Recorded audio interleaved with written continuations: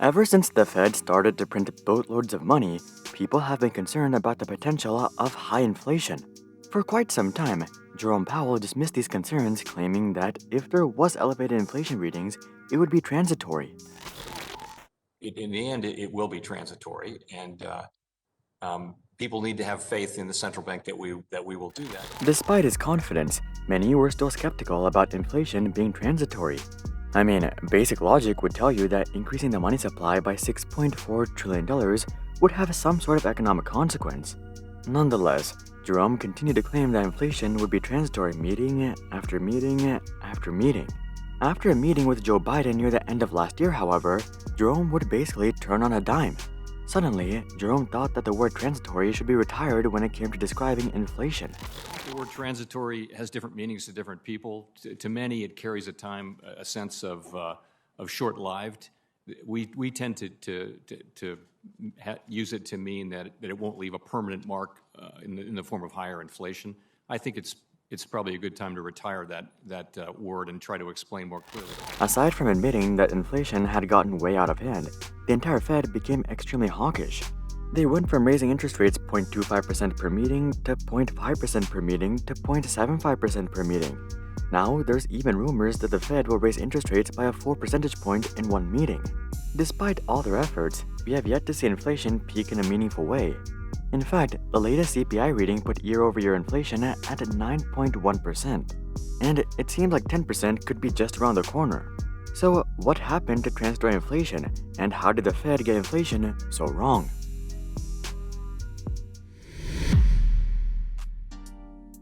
Before we get into why the Fed thought inflation would be transitory, I think it's important to discuss what exactly they meant by transitory inflation in the first place. Many people often associate transitory inflation with transitory price hikes, but this is not what transitory inflation means.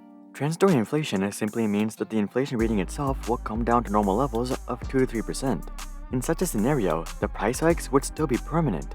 It's just that the time period in which prices were being hiked wouldn't last that long. For prices to actually go back down, inflation would not only have to come down, but it would have to go negative, and we would have to see deflation.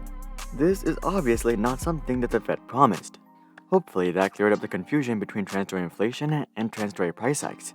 But why did the Fed even think that inflation would be transitory in the first place? They literally just increased the money supply by 33% within a matter of 2 years. Well, one of the reasons the Fed believed inflation would be transitory is temporarily surging demand. You see, the first time we saw elevated inflation readings was in the second quarter of 2021. This was shortly after vaccines started to become widely available throughout America. So, the theory was that economic participation rose significantly throughout this time period as people started to freely go to restaurants, bars, hotels, vacations, shopping, etc. This unprecedented influx of demand would of course allow companies to raise prices. But over time, it was expected that people would pull back spending to normal levels, which should theoretically ease demand and allow prices to stabilize. Aside from this temporary surge in demand, the labor market was still rather weak. Throughout the first half of 2021, we primarily saw unemployment figures in the 5 to 6% range. As you can see, this is a rather high reading on a historical basis. So even though some people were getting their vaccines and spending like crazy, a good portion of America was still struggling to get a job and make ends meet. These guys were obviously not going to be spending a bunch of money. So it was expected that these folks would continue to weigh down demand, which should keep inflation in check. The problem with this theory, however, was that the labor market would recover faster than anyone expected. Usually, it takes several years for unemployment to drop from 6% to 3%, but this time it only took a matter of months. So not only were people spending more money, but the labor market was stronger than ever. On top of these theoretical reasons, I suspect recency bias also played a role in the Fed's perspective. Ever since the 2008 financial crisis, inflation has been extraordinarily low. In fact, throughout much of the 2010s, the Fed had to fight to prop up inflation to 2% because it kept dropping towards zero. Not to mention, it's been nearly 50 years since we saw high inflation. So it wouldn't be that surprising to hear that the Fed's perspective was skewed by recent economic history. Alright, so we've discussed some of the reasons the Fed believed high inflation would be transitory, but why did they end up being so wrong? Well, there were a lot of factors that were out of their control, and they simply didn't pay enough attention to these factors, such as the supply shortage. The Fed, along with business leaders, have been discussing the supply shortage since the beginning, but none of them really expected things to get this bad. The overwhelming consensus was that supply chains were simply having a bit of trouble getting restarted. A lot of manufacturing plants had to rehire employees, implement new COVID protocols, work around lockdowns, and so on and so forth. So it wasn't that surprising that we were seeing supply chain bottlenecks. As things eased back to normal though, it was expected that these issues would just sort themselves out. But we're actually seeing the exact opposite take place. The supply shortage is worse than ever, and economists are predicting that this could easily last for another year. Even Apple, who has one of the most established supply chains in the world, was predicting sales to dive by $8 billion due to shortages and lockdowns. So not only were we seeing rapidly recovering demand, but we were seeing an unprecedented shortage in supply. And this turned out to be a deadly combination. Supply wasn't the only area in which we saw shortages either. Another major shortage we've been facing is the labor shortage. The mass layoffs that came at the beginning of the pandemic caused many to learn new skills, look for higher paying jobs, and make themselves more valuable. This has made it extremely difficult for companies to find low-level labor. Take Disney for example. They have 33,000 less employees today than they had in 2019. A similar situation can be seen at Starbucks as well. As these companies struggle to find enough labor, they're being forced to pay higher salaries. And while this is great in the short term for employees, this eventually gets passed on to customers, leading to higher inflation. So far, we've covered the surface level reasoning behind transitory inflation. The Fed thought that inflation would be transitory due to A and B, but they were wrong because of C and D. This is the overwhelming narrative from the mainstream media and even the Fed itself. But what if they weren't wrong? What if they knew that inflation would be high for quite some time? Now, this may sound like a conspiracy theory, but hear me out. Even if the Fed knew that inflation would be high, do you really think that they would just come out and say it? That would simply cause mass panic, and the Fed wants to keep markets and people as calm and level-headed as possible. So it makes sense that they would try to underplay how bad inflation would get. Also, I know a lot of you guys think that the people at the Fed are idiots and that they have no idea what they're doing. But do you really think that they would have missed something so big? I mean, literally half of America was calling for high inflation. If a good portion of everyday people could see high inflation coming, I suspect Fed members with decades of experience could also see it coming. But then, why did the Fed not take any action? Well, the thing to keep in mind is that the Fed has two roles, which are to maintain low inflation and to maintain low unemployment. Throughout 2020 and much of 2021, the need to boost employment was simply a higher priority for them than trying to minimize inflation. In other words, they were okay with letting inflation run hot for a year or two as long as their policies boosted the labor market. It wasn't until unemployment cratered to sub 4% in late 2021 that inflation became their number one priority. Now that they're focusing on inflation, I don't think they'll go easy on it. I mean, they didn't hesitate to go from quarter percentage rate hikes to 3/4 percentage rate hikes in a matter of months. So I don't think they'll hesitate to go to 1% or even higher either.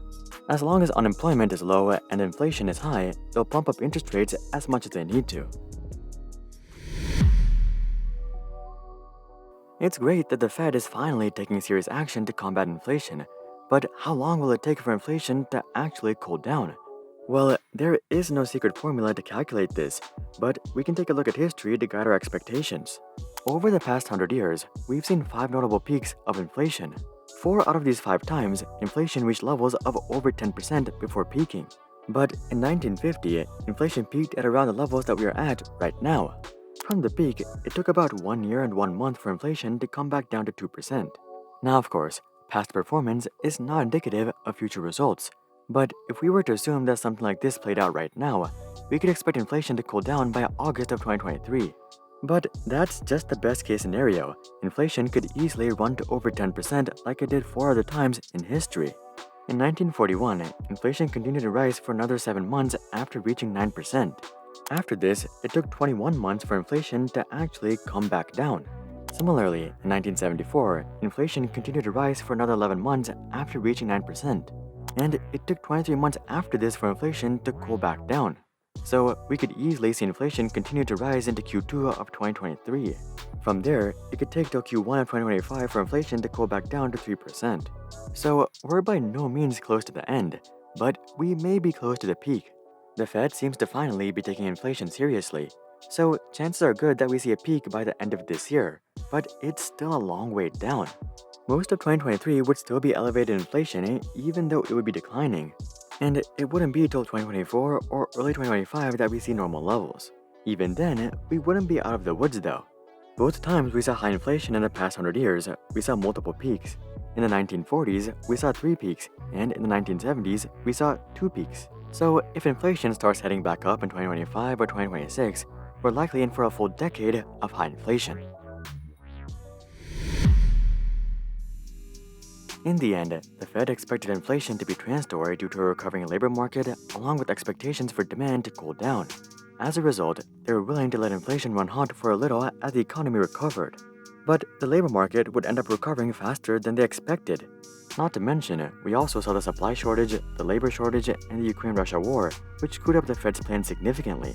At this point, inflation has already skyrocketed to over 9%, and all we can do is wait for the Fed's tightening to take effect and for shortages to slowly ease.